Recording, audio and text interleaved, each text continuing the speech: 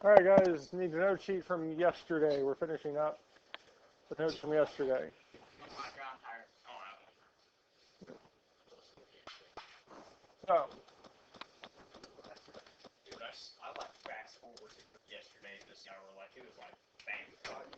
So, what we went over yesterday are these properties of logarithms: product, quotient, and power.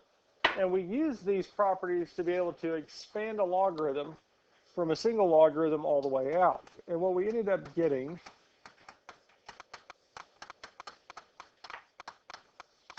is this here. We were able to go from this condensed to expanded form. We'll go over it in a bit. We also went over condensing, taking it from this here to a single log and simplifying it back down. And there's ways to expand and condense, and that's what we use these properties for. Then we also went over the fact that we can use these properties to evaluate given logs based off the values that we were given from the beginning. And we went through some examples of that there. Now, the last thing we're going to look at is what we call the change of base formula. Now, the change of base helps us be able to calculate these different logarithms, even though we don't have a log or graphing calculator, because the graphing calculator can evaluate any of these logs.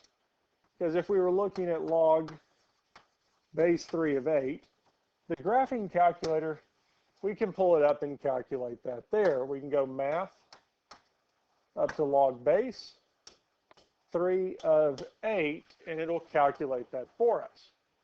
Now the 30XS, the other calculator, doesn't have the log base. It won't do that for us because the log button is base 10, not base 3.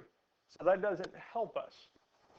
But that's the nice thing about the change of base formula, is that we can change the base to a number that is nice, or we can change it to base 10.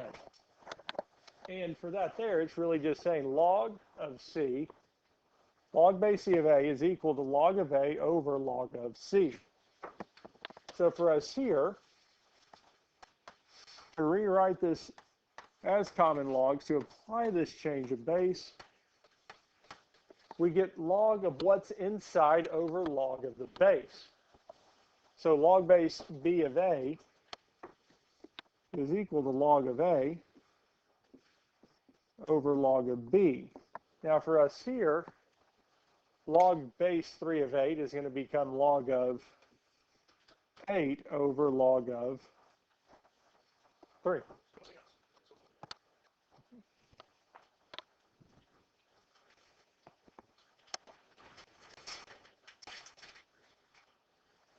Point 9.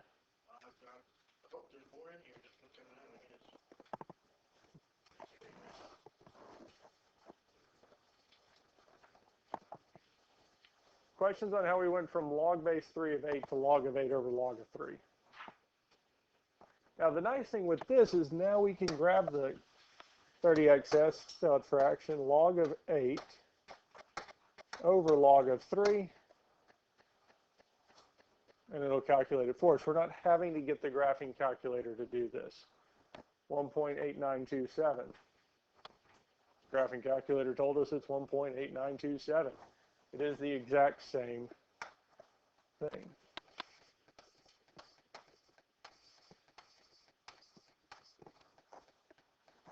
That's it.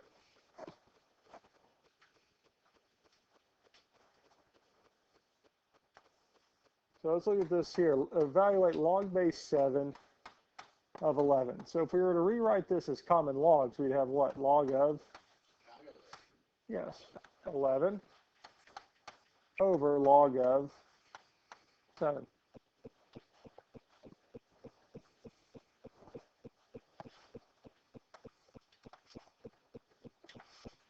And then at this point, we can get the calculator out and say log 11 over log of 7, 1.2323.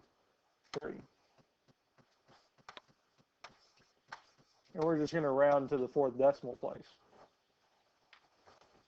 But that's it. And this is nice because now instead of having to get the graphing calculator out and do the log base, we can just do the change of base, say log of 11 over log of 7.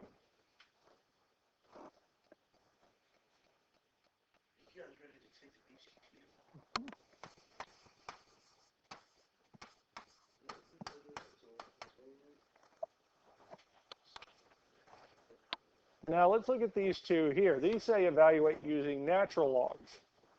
And what's interesting is that this change of base also works with our natural logarithm. So it's going to be the same thing. But instead of saying log on top, we're going to say the natural log of 24 over the natural log of 6. Because the change of base lets us change the base to whatever we want. And really with this natural log, all we're saying, I'm going to rewrite this, you don't have to write this, is that we're going to say that I'm going to take log base e of 24 over log base e of 6. I'm just doing the change of base. But we don't write log base e. Log base e is just the natural log.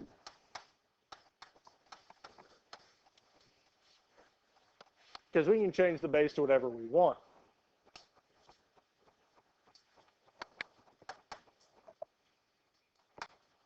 If we wanted to calculate this here, natural log of 24 over the natural log of 6 is 1.7737.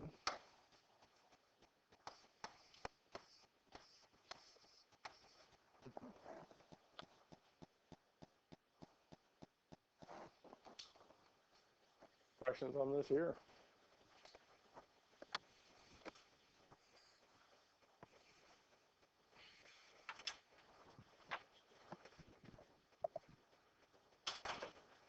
Let's look at this next one here. Evaluate log base 2 of 19 using natural logs. Well, we would rewrite this as the natural log of 19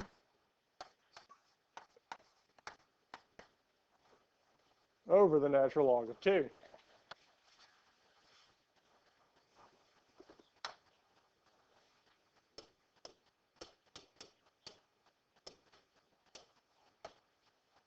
.2479.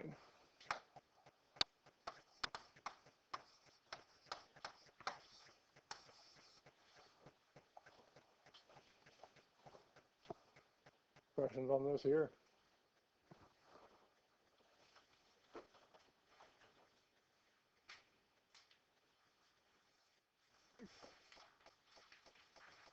And that's it.